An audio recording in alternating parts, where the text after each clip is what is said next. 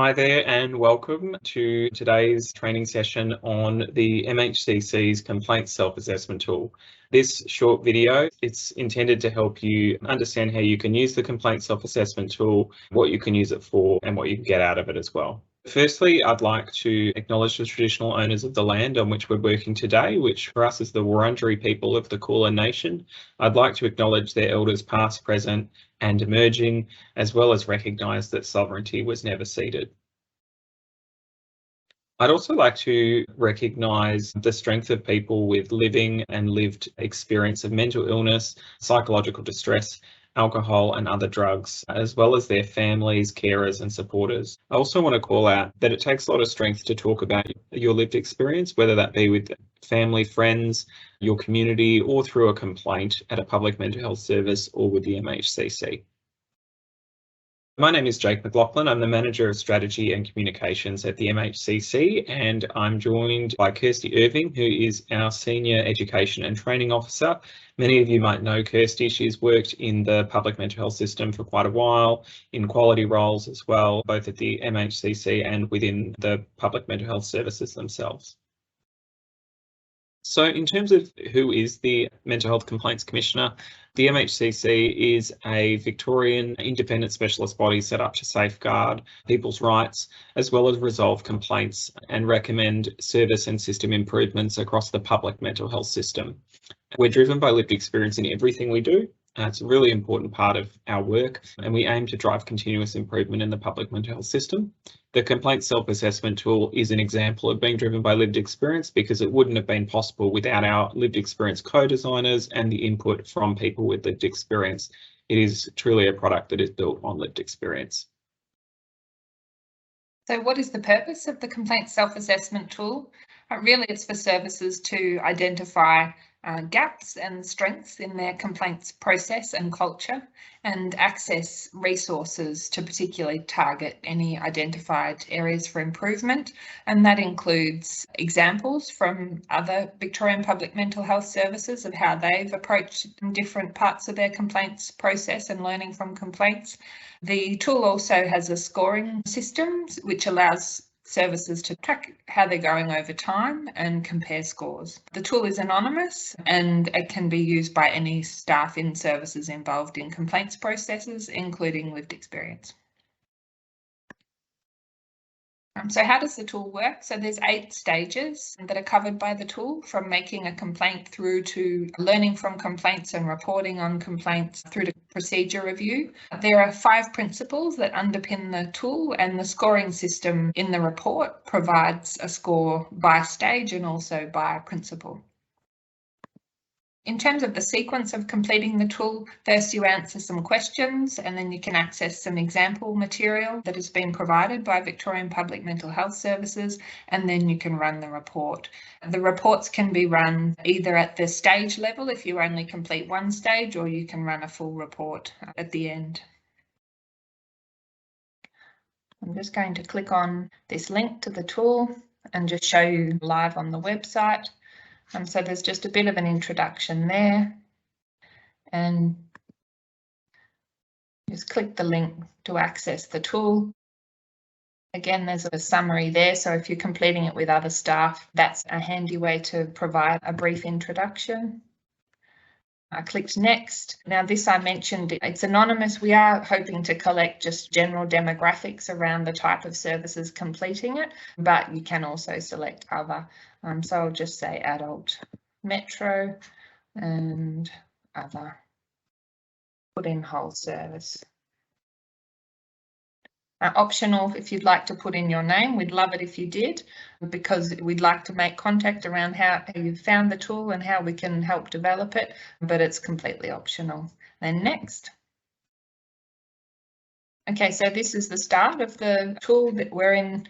Stage 1 here, and you can see down here this little menu is where you would navigate between the stages if you wanted to go straight to another stage and skip section 1, depending on what's relevant for you.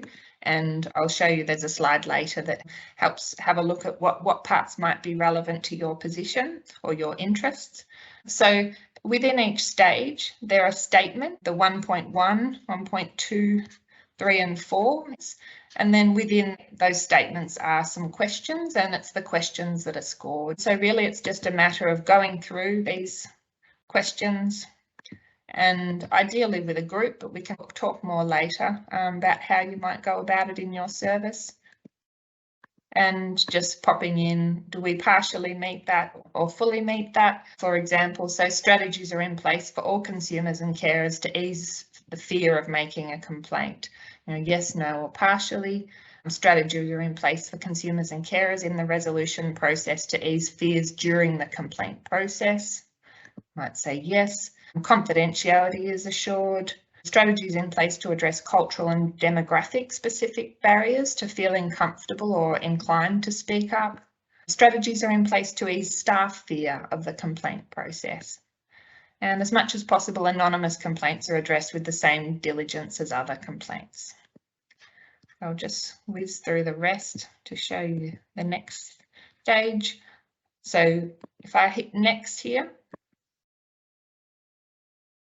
it brings up the report, which I can also download as a PDF, and it provides the results at the statement level. So you can see there were 6 questions in statement 1, and we got 5 points of a possible 6. So for every yes response, it's 1 point, and a partial response is half a point. So that's how that point system works. And you can also expand here to look at how you scored. There's an algorithm set up to also score the questions based on which principles they cover. And so maybe you may not have strengths in a particular stage of your complaint process, but you might really have great strengths in collaborative or lived experience involvement across the whole process. And so this is a way of demonstrating that. At the end of the report, there's resources that you can expand here around discussion points, constraints, potential barriers, and advice that we've collected as part of the consultation process. So they also appear on the report.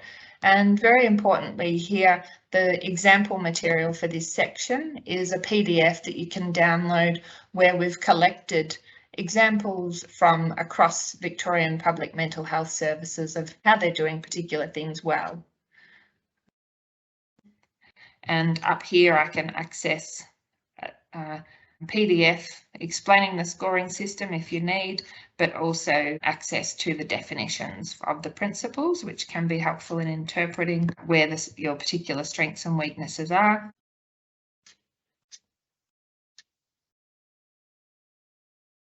So, and here this is where you just click Save as PDF to download it as a PDF and save.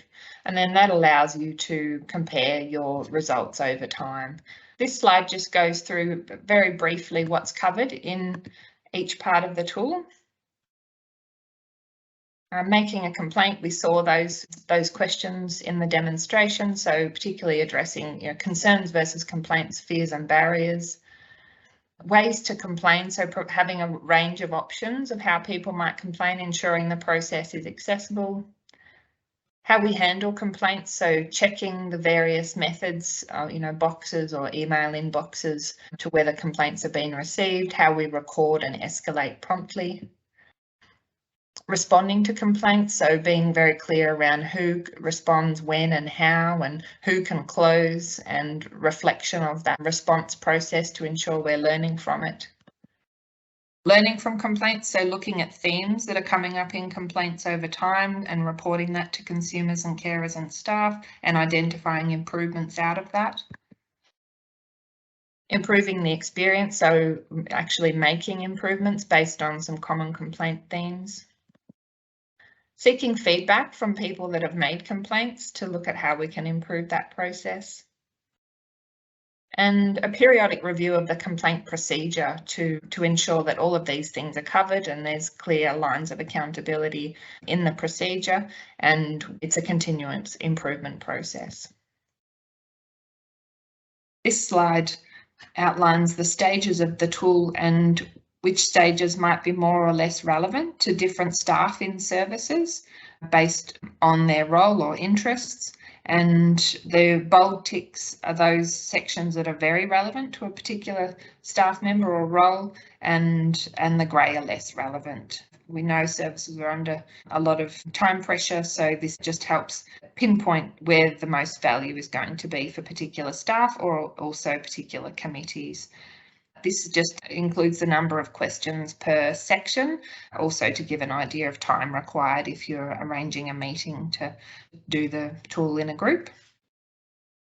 There's different ways the tool can be used. It was designed to be completed as a group in a service with those involved in complaints and including lived experience in the room. However, it can be done, there's still benefit to completing it individually or as a team. As I've mentioned, it can be completed all at once or just the relevant stage.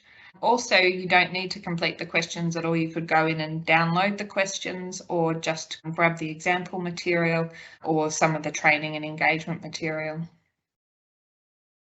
This is some feedback from services. This particular service, they'd completed the tool individually and found the benefits individually to informing their practice. And this one particularly informed how they went about responding to a difficult complaint that helped get a positive outcome.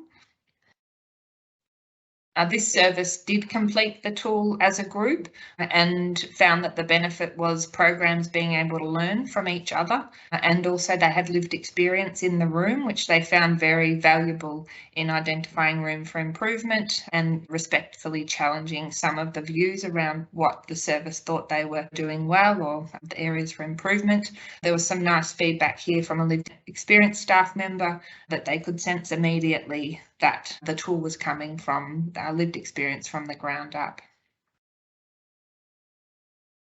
So in terms of next steps, we would really love for you to give the tool a go, jump online and visit our website and use the tool either individually or as a group. It's really important to do a review of your local complaints process, and the tool makes it really easy for you to take lived experience perspectives on making a complaint and the different aspects of the complaint process and apply it to your service as well.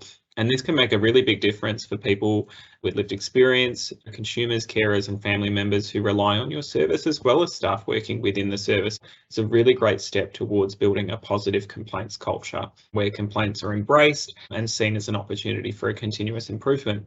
On that note as well, we're always committed to continuous improvement at the MHCC. So if you have any feedback, ideas or suggestions for the complaints self-assessment tool, we would love to hear from you. You can contact us at info@mhcc.vic.gov.au,